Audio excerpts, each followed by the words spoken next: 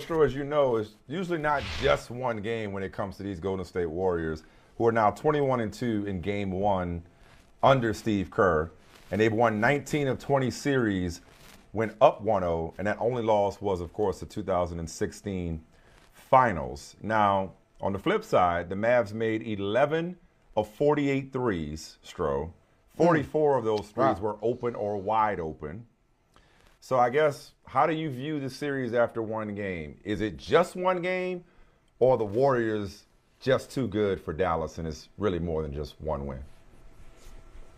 Yo, Mike and Mike, how many times did you watch that game last night and go, how'd he miss that?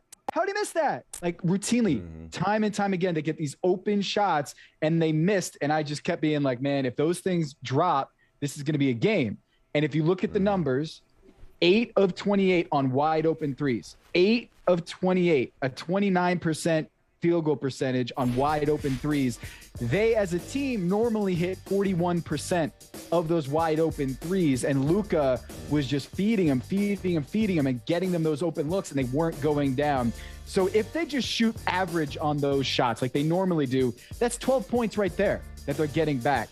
And who knows, like, they can get hot in the next game, and there's every reason to believe that they will get hot in the next game, because here's why. Luka Doncic is the Undertaker meme.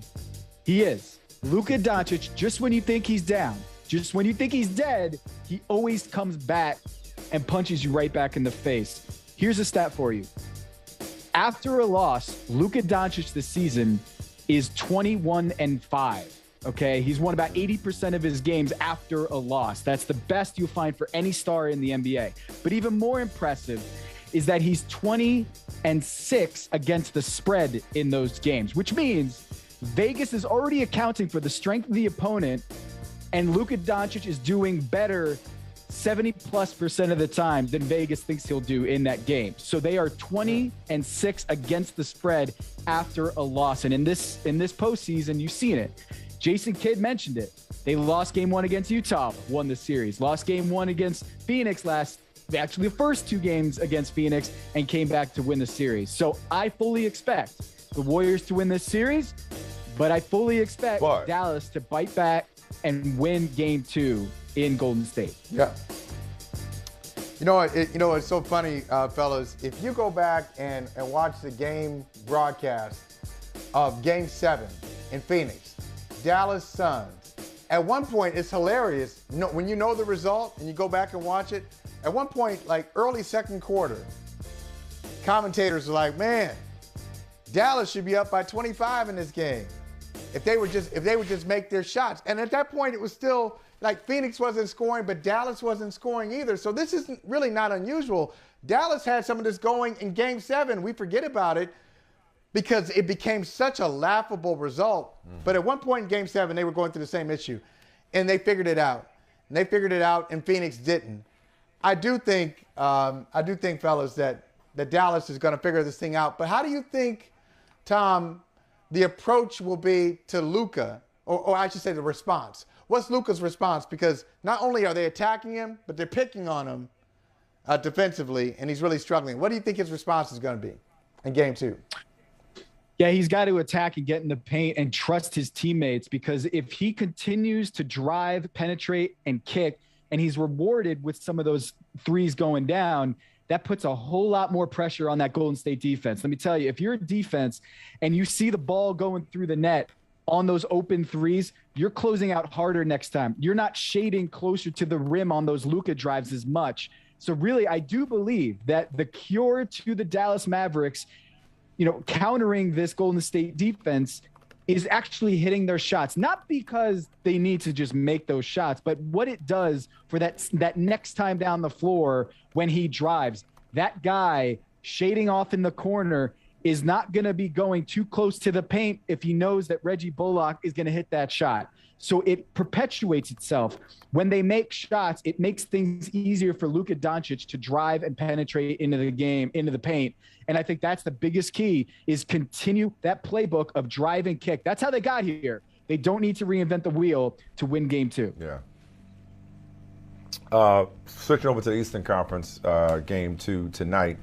So Celtics get Marcus Smart back, and Al Horford back from health and safety protocols. But as we just talked about a few moments ago, no Derek White, who is going to be with his wife as they bring a life into the world. So God bless them. Do the Celtics have a prayer, though, against these Miami Heat and that possessed man known as Jimmy Butler, with Smart and Horford coming back? Man, how good is Jimmy Buckets? I mean, that guy, he has 5 40-point games in the postseason and 0 in the regular season with the Miami Heat. This guy elevates his game when the lights are brightest. And we always say that as a cliche, but those are the numbers. I mean, those are the facts, that this dude really does go to superstar all-time level when it comes to the postseason play. You saw it in the bubble, and people were skeptical after last year's beatdown by the Milwaukee Bucks. Like, does Jimmy Butler have that left, or was that bubble just a flash in the pan? No, it's not.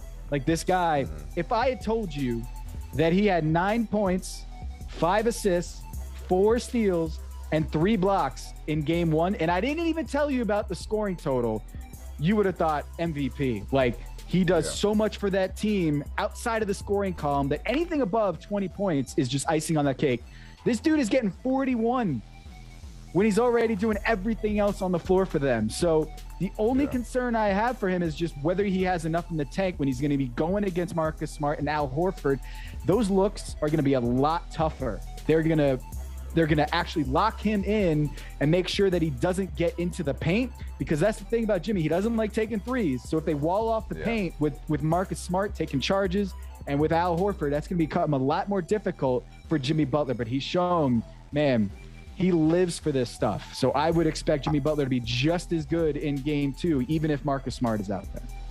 Well, listen, and I know he hasn't won a championship yet, let alone 2 in the case of LeBron, or 3 in the case of Dwayne Wade. But because Stroh, I was thinking about this earlier when you were coming on. Like, you spent so much time around the Heat in that organization. Like, you truly do understand what #Heat culture means. Of course, I'm not saying that Jimmy Butler is LeBron or D Wade as a player, or even that he means as much as LeBron and D Wade did to the Heat when they were there. But I guess, could you put into perspective or context just how he continues in that tradition, if you will? Like, do you see any similarities in terms of the way he leads and represents that organization and competes on behalf of that organization in ways, in the postseason in particular, in ways that LeBron and Wade did before him? Yeah, you just got to look at that Marquette connection, right? D Wade and Jimmy Butler, they go way back. And I will say this, Jimmy Butler thrives on conflict. The Miami Heat thrive on conflict. You remember the bump gate from 2010. How could you forget bump gate 2010 when LeBron James shouldered Eric Spoelstra? People think about that, but they don't remember that they went on a huge run right after bump gate. I think they won 18 of their next 19 games after that. When D Wade and Spo got in a little bit of a scuffle in the timeout against Indiana in the playoffs, they came back and won that series too. Jimmy Butler and Spo go at it in a timeout against the Golden State Warriors B team in the regular season, and now they've been 15-6 since that scuffle, the best record in the NBA. Well, you were on the next day. I'm pretty sure you called that. You were on the day after. You were like, they about to go on a run now. That's right. That's exactly right. And like, I don't want to call myself Nostradamus or anything like that, but I will say, I kind of felt like this is going to be their rallying cry, is like, they're like a muscle, right? You got to break some fibers to get stronger. And Pat Riley and Eric Spoelstra know that better than anybody, that they need conflict. They need that adversity to get closer. And I do think that Miami Heat team don't win the next 2 championships if they win that, or if they win the Dallas series. I don't think they go 3-peat. I think that Dallas series honestly gave LeBron James gave LeBron James that slice of humble pie to look at himself in the mirror and say, I got to get better. I can't be frozen out there. I need to add stuff to my game. And I fully believe Dallas, that embarrassing loss, actually made them better going into the next 2 years. You know, I love this. I love the video there that you tweeted out. I love the stat, 15-6. You know, I have a friend here in Boston. And he tells a story of how when he was a little boy, his father would always say to him, when he get into these, hey, who's the best player debate? His father would always say, remember this, when you're debating, I watched Bill Russell. Bill Russell's numbers always got better in the postseason. Remember that. That's important. Jimmy Butler, the same thing. So how do you evaluate that? Is it, when we say top 10, do we go on postseason Jimmy Butler, or do you balance his regular season numbers? What do you value when you try to consider what kind of player he is? Yeah, to me, I'd go back to Draymond Green's quote, is that they're 82-game players and then they're 16-game players. 16 meaning 16 wins to win a championship. Jimmy Butler hasn't won a championship yet. But I feel the same way about him that I do with LeBron James, where it's just a matter of time for Jimmy Butler because he is about that life, right? James Harden, to me, I have doubts about James Harden if he's about that life. 82-game player. 82-game player. No and question. I feel Listen, like man.